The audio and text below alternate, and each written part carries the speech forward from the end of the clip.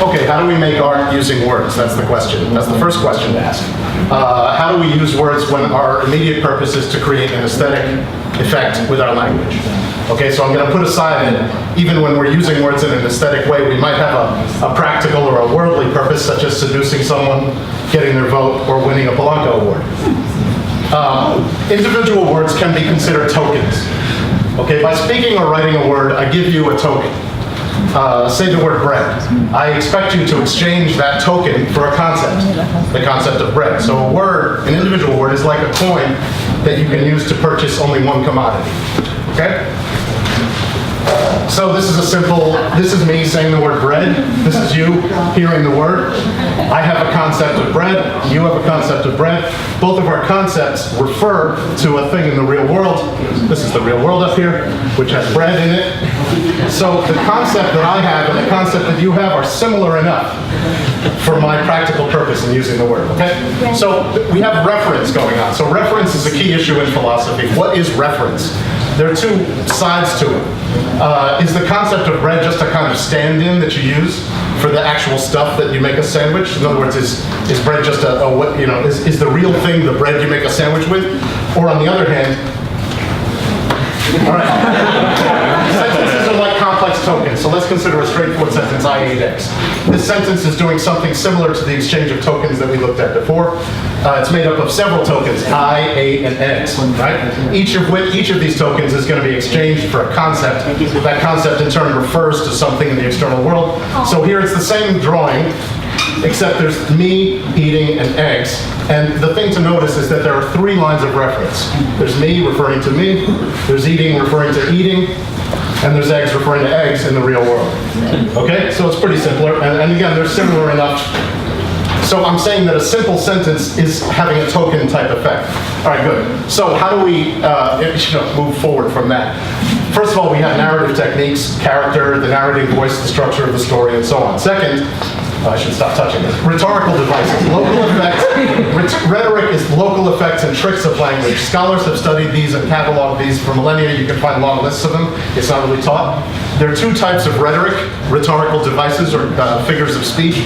First of all, there are schemes where you play with the sound and the ordering of words. So rhyme, things like that. Next, there are tropes. These are figures of speech which are purely conceptual and have nothing to do with the sound of the words. So I'm going to focus on a major trope which is called metaphor. Allegory is an interesting case. I'm not going to talk about it, but it's a kind of cross between a figure of speech and a story technique, because in an allegory, probably it can occur on a very large scale, so it's not considered a figure, like Dante's Divine Comedy is an allegory. It's like a metaphor because the narrative is being compared to an implicit narrative that's never really stated. Okay, let's focus on metaphor and simile, and we're just going to use metaphor to talk about both metaphor and simile, even though they're technically different. And we're going to focus on original, never-before-uttered metaphors, such as you come upon in a good book. And I'm going to provide a simple argument building on what we've already discussed for why metaphor is special and why it's been considered the essence of poetry through the ages. Okay, metaphor is a natural part of language, so there's a life cycle. Existing words and concepts are used to make new metaphors. New metaphors are repeated and become standard metaphors. Eventually those become cliches. Eventually you take a cliche for granted and you get existing words and concepts. So actually most words in our language are actually dead metaphors. And that goes around again, and then you get new metaphors out of that. So here's an example. I came upon some hawthorn flowers. Less opulent neighbors of the blossoming apple trees. They found them rather heavy, without denying the fresh complexion of the rosy-petaled daughters of these wealthy brewers of cider. So let's analyze this. With their fresh complexions, the apple blossoms are here being implicitly compared to the daughters of wealthy cider brewers, which is clever and original. Right? The cider brewers, of course, are the apple trees. The apple trees are literally present in the fictive space of the novel, right? And the word or concept apple tree is literally referring to them in the same way that we saw before. Similarly, you could argue that the sentence is also referring to the daughters of cider brewers in a sort of a straightforward way, because it's using the word, daughters of cider brewers. However, these are not present, and that's the key. The daughters of the cider brewers are not there in the fictive space of the novel. And in fact, that is the presence of the apple blossoms and the non-presence of the brewer's daughters is what marks this as a pure example of metaphor. something which is only present in the imagination of the poet is introduced in order to make the thing that is actually present, even though it's only a novel, it's sort of actually present, right? More real, more striking, more beautiful. So both terms, blossoms and daughters, are referring to objects in some kind of possible world, right? They're still tokens. But it's clear that the connection between these two concepts does not exist in any space. It's not a spatial connection. It doesn't exist in any space, either fictive or real. That connection exists only in the mind of the poet, and the poet has framed it in words in such a way that it could be reproduced in the mind of the reader. So the poet has blossoms and brewers, and here's the connection, right? The key thing to notice is that there are only two lines of reference.